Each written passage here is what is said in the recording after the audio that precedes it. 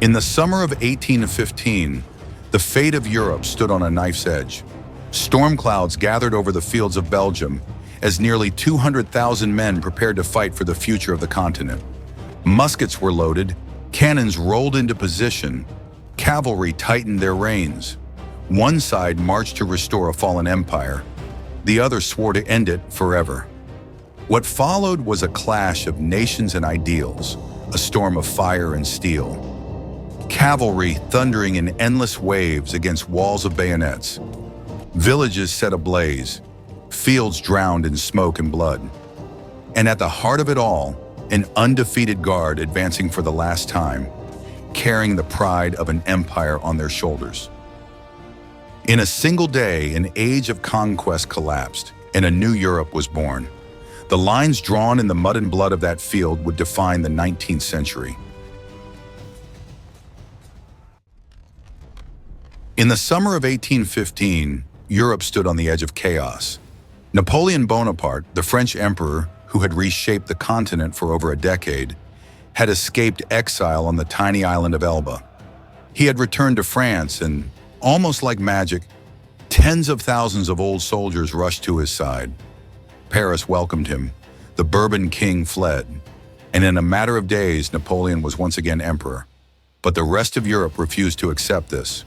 Britain, Prussia, Austria, and Russia, four great powers, declared that Napoleon was an outlaw, an enemy of peace. They raised huge armies to invade France and crush him forever. Napoleon knew his empire could not survive a long war. France was tired, its treasury drained, its manpower thin compared to the vast coalition. His only hope was speed and brilliance. His plan was daring: strike into Belgium, where two of his enemies, the British-led army under the Duke of Wellington and the Prussian army under Marshal Blucher, were gathering. If he could defeat them separately, before the Austrians and Russians arrived, he might force peace on his own terms. Now let's look at what each side brought to the battlefield. Napoleon marched with about 72,000 men. His army was built for shock and speed. French infantry carried the Charleville musket, a smoothbore weapon accurate only at close range, but deadly in volleys. His cavalry was among the finest in Europe.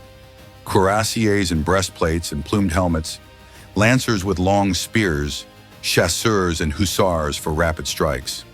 Above all, Napoleon's artillery, hundreds of cannons, firing solid shot and grape shot, was mobile, precise, and devastating.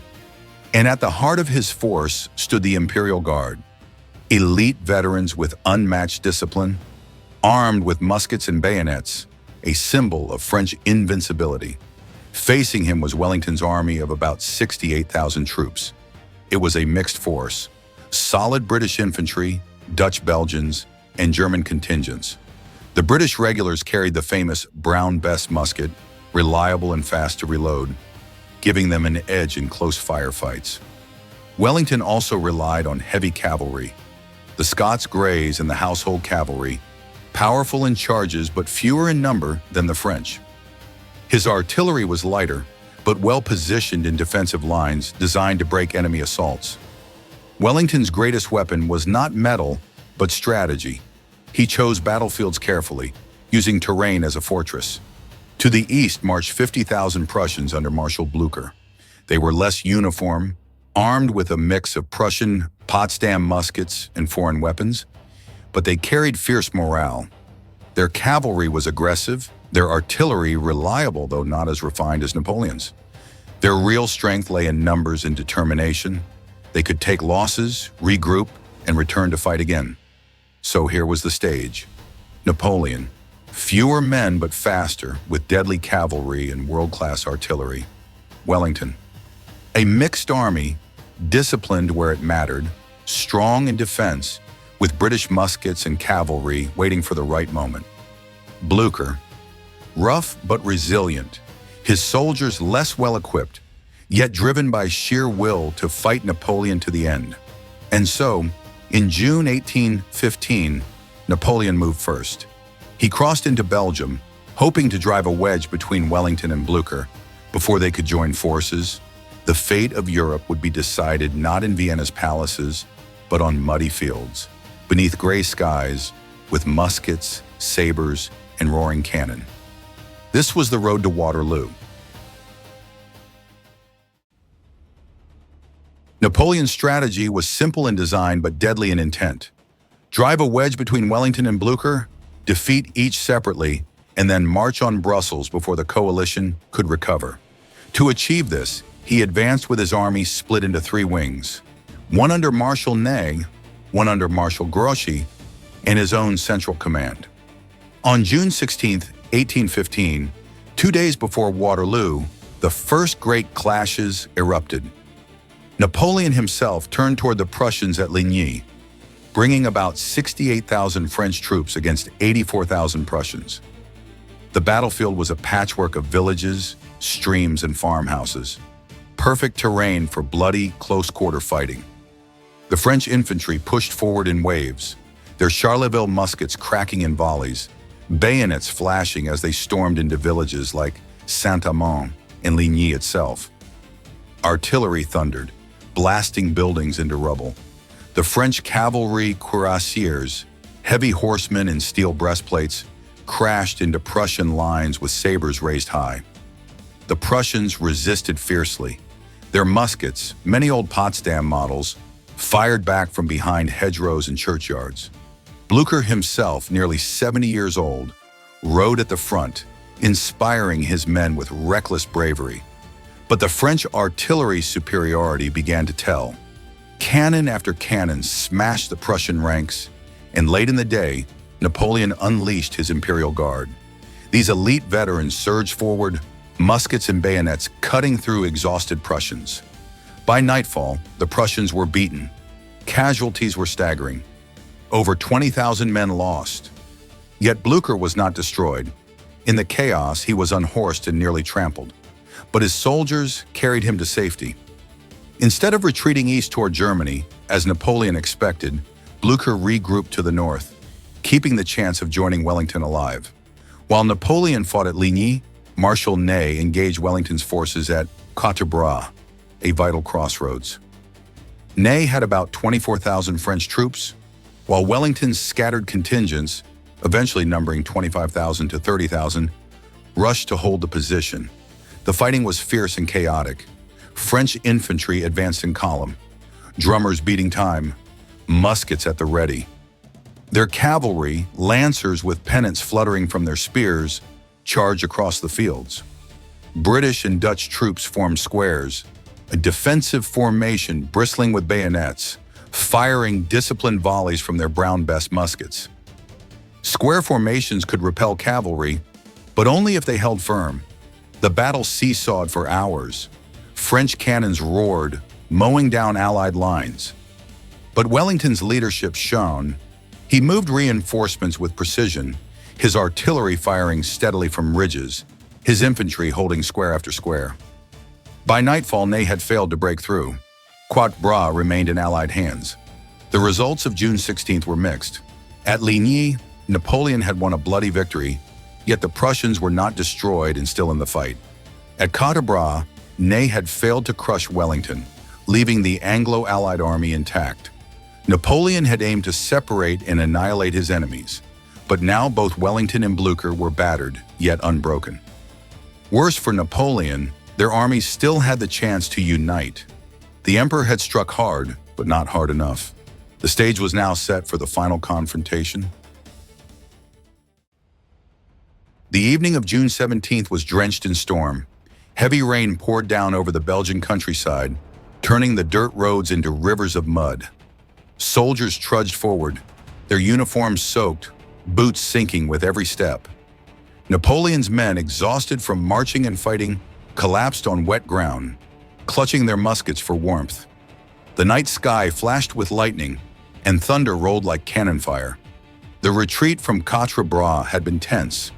Wellington's army pulled back north toward the ridge of Mont Saint-Jean, with French cavalry snapping at their heels. In the twilight, French lancers and cuirassiers galloped furiously, spears lowered, sabers gleaming, hunting down British and Dutch stragglers. Wagons overturned in the mud, riders cut down as the cavalry swept through. but Wellington's rearguard fought doggedly. British infantry formed squares again and again, their brown bess muskets cracking in disciplined volleys. Cavalry horses screamed as bullets ripped through them, yet still the French pressed on. One dramatic chase unfolded near the village of Genappe. French cavalry charged into the narrow streets, sabers flashing, but Wellington's household cavalry counterattacked in the darkness. Horses crashed against horses, men slashing at each other in the rain. The clash was brutal, chaotic, with riders thrown from saddles, muskets fired point blank. In the end, the British managed to hold, and the army escaped further north. By midnight, Wellington's forces reached the ridge near Waterloo. The ground was muddy, soaked, but it was a strong position. Wellington surveyed it in the flicker of lanterns and knew this would be the place to stand. "Here," he is said to have muttered, "we will fight." Meanwhile, Napoleon's troops encamped just south of the ridge. Fires sputtered in the rain, men huddled under torn cloaks trying to sleep. But the emperor, restless, studied the enemy lines through the storm. He believed he had Wellington cornered. If Grouchy could keep the Prussians at bay, Napoleon was confident that tomorrow he would crush the Anglo-Allied army. Yet fate would not make it easy. The rain had turned the fields into a swamp. The cannons, so vital to Napoleon's strength, would sink in the mud, their wheels stuck, their powder damp. At dawn, the battlefield would be a bog, slowing every movement. For the soldiers of both sides, the night was endless. They shivered, whispered prayers, tightened straps on muskets and sabers. Some carved initials into the butts of their guns. Others scribbled letters they might never send. Lightning flashed over the ridge, revealing endless rows of men waiting for dawn. The chase was over. The trap was set. Morning would bring the final storm, the Battle of Waterloo.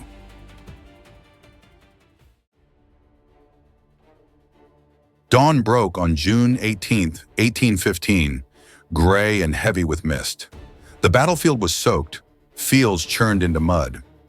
Soldiers stood silently in long lines, muskets glistening with moisture, faces pale in the dim light. Both sides waited, nerves stretched to the breaking point. Napoleon delayed his assault until late morning, hoping the ground would dry enough for his cannons to be effective.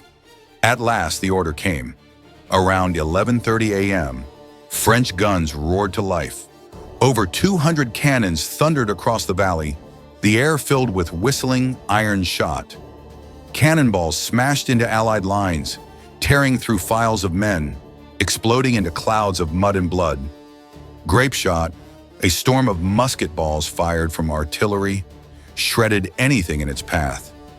But the sodden ground swallowed much of the fury. Wheels sank deep, recoil muffled, projectiles skipped short.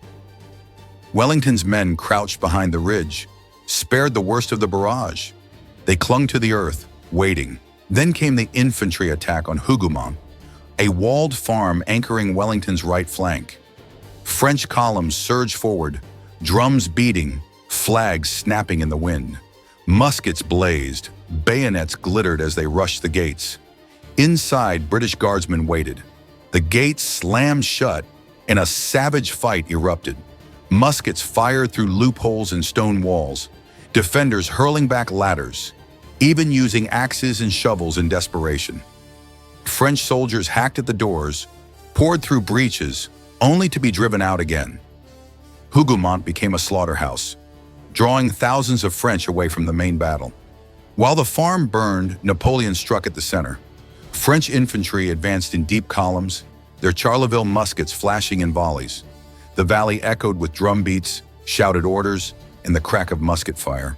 Across the ridge, Allied infantry fired back with brown bess muskets, their volleys steady and disciplined. The two lines poured fire into each other, smoke rolling thick across the fields, choking men as they reloaded frantically. Cavalry charges soon followed. French cuirassiers, breastplates gleaming, lances lowered, galloped across the mud. Horses pounded forward, the earth shaking beneath thousands of hooves. They slammed into Allied positions, cutting down men with sabers, trampling those too slow to form up. But Wellington's infantry held firm. Time and again, battalions formed squares, tight, bristling hedges of bayonets. French cavalry wheeled around them, pistols firing, sabers flashing, but the squares would not break. Horses reared and screamed, riders toppled, and volleys of musket fire hurled the cavalry back. It was a deadly dance of charge and repel, repeated over and over. All across the battlefield, chaos reigned. Cannon fire rolled like thunder, musket smoke blinded both sides, and the cries of the wounded filled the air. Men ran, stumbled, fought hand to hand in ditches and hedges. Officers bellowed, drums rattled, flags dipped and rose again. By early afternoon, the battle was still undecided. Napoleon had hurled wave after wave at Wellington's line, and though battered, the Anglo-Allied army still stood. Wellington, calm as ever, rode along his ridge, steadying his men with quiet words. Stand firm. Yet the French attacks grew fiercer. The fate of Europe now hung by a thread, and both sides knew the next few hours would decide it all.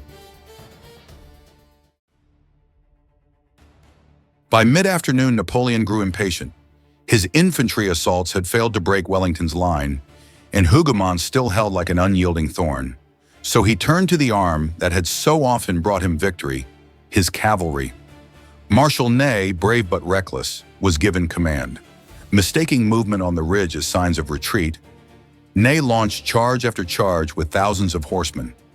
Over 9,000 French cavalry surged forward, cuirassiers in steel breastplates, dragoons, lancers, and hussars. It was one of the greatest cavalry assaults in history. The ground trembled as wave upon wave thundered across the valley. Horses pounded through mud, hooves splashing, riders shouting, "Vive l'Empereur!" Their sabers flashed in the smoke, lances leveled like a forest of spears.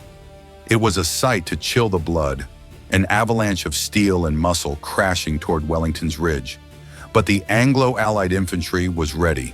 At the last moment, battalions wheeled into square formations, hollow boxes bristling with bayonets on every side. Inside, officers barked orders while drummers beat the steady rhythm. Muskets leveled outward. The French cavalry smashed into them. First cuirassiers, then lancers, then hussars circling like wolves. The battle turned into a deadly dance of charge and repel. Riders circled the squares, firing pistols point blank, slashing with sabers, trying to force an opening. Horses screamed as musket volleys tore into their ranks. Men were hurled from saddles, trampled in the mud. Yet the squares held. Not a single one broke. Again and again, Ney hurled his cavalry forward. Over 13 separate charges crashed against the Allied line. Cannons were dragged up the hill by sheer muscle, fired at close range into the squares, only to be overrun when infantry counterattacked. Still, Ney would not stop. His face blackened with powder, his sword broken, he seized a musket and led on foot, urging his men forward. But exhaustion set in. Horses collapsed from wounds, riders staggered back. The valley was strewn with dead and dying, an ocean of fallen men and beasts. The French cavalry, magnificent in its fury, had failed to shatter Wellington's defense. And then, on the French right flank, new danger appeared. In the distance, dark columns marched through the smoke and woods. Drums rolled, banners fluttered black and white. The Prussians were arriving. Blücher had kept his promise. At first, they struck the village of Plancenoit, clashing with Napoleon's right wing. French infantry scrambled to hold them off, but the pressure grew by the hour. Napoleon had hoped Grouchy would keep the Prussians away, but Grouchy was too far, chasing shadows. Now the Prussians were here, their muskets adding to the storm, their presence stretching Napoleon's lines to the breaking point. On Wellington's ridge, his soldiers, battered and bloodied, still clung on. But now with Blücher's arrival, the balance of the battle shifted. Napoleon was running out of time. By early evening, the battlefield was a vision of hell.